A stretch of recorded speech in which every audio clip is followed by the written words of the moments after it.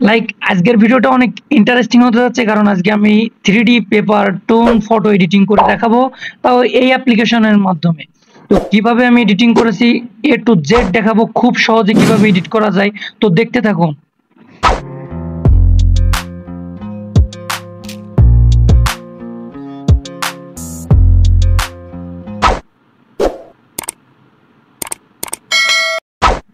তো সর্বপ্রথম আমি আমার পিকচার্ট অ্যাপ্লিকেশনটি ওপেন করে নিলাম, প্লাস আইকনে ক্লিক করে পিকচার্ট অ্যাপ্লিকেশনের ভিতরে চলে গেলাম। আমি আমার কাঙ্ক্ষিত ফটোটি সিলেক্ট করে নিলাম, দেন ক্রপ অপশনে গিয়ে আমি আমার সাইজটাকে একটু অ্যাডজাস্ট করে নিলাম।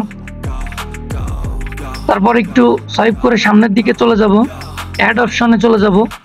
অ্যাড অপশনে ক্লিক করে আমি আমার গ্যালারি থেকে একটা পিএনজি ইউজ করতেছি। আপনারা আমার ডিসক্রিপশন বক্স চেক দিলে এই পিএনজিটা পেয়ে যাবেন। তারপরও আমি আপনাদের একটা কথা বলি,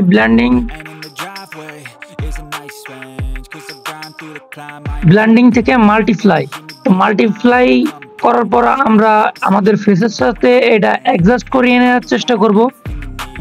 তো আমি অ্যাডজাস্ট করিয়ে নিচ্ছি, আপনারা আপনাদের মতো কাস্টমাইজ করে নেবেন যে কোন জায়গা থেকে কেমন দিলে সুন্দর দেখায়, আপনারা ঠিক তেমন ভাবে বসাই নেবেন।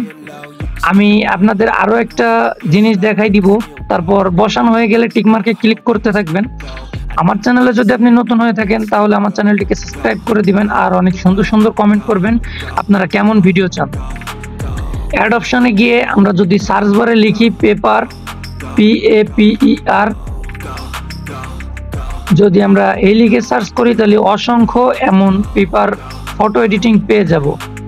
তো আমরা আজকে 3D পেপার টোন ইউজ করে দেখাচ্ছি, এই জন্য আমি আমার ক্রোম ব্রাউজার থেকে ডাউনলোড করা একটা ইমেজ ইউজ করলাম। আপনারা চাইলে এই ইমেজগুলো ইউজ করতে পারেন, আবার আপনি চাইলে আপনার ফটোতে আপনি ক্রোম ব্রাউজার থেকে আমার মতো ডাউনলোড করে ফটো ইউজ করতে পারেন।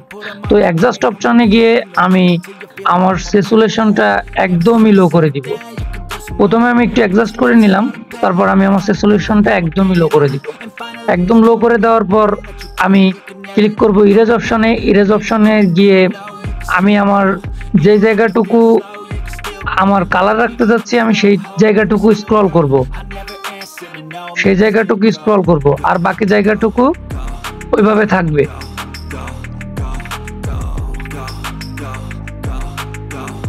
আপনাদের বোঝার সাথে আমি ভিডিওটা একটু ফাস্ট মোশনে করে দিলাম। আপনারা অনেক সুন্দর করে অনেক সময় নিয়ে আস্তে আস্তে এই ইরেজটুকু করে নেবেন। দেন ইরেজ করা শেষ হলে টিকমার্কে ক্লিক করে দিবেন। টিকমার্কে ক্লিক করে দেওয়ার পর আপনারা চাইলে অন্য কালার গ্রেডিং করে নিতে পারেন। এক্সজস্টে যেয়ে টুনে যাবেন, টুনে যাওয়ার পর আপনারা কালার দিয়ে নেবেন। আমি একটা দিয়ে দেখিয়ে দিচ্ছি, আপনারা অন্যগুলো ফাস্ট মোশন করে দেওয়া।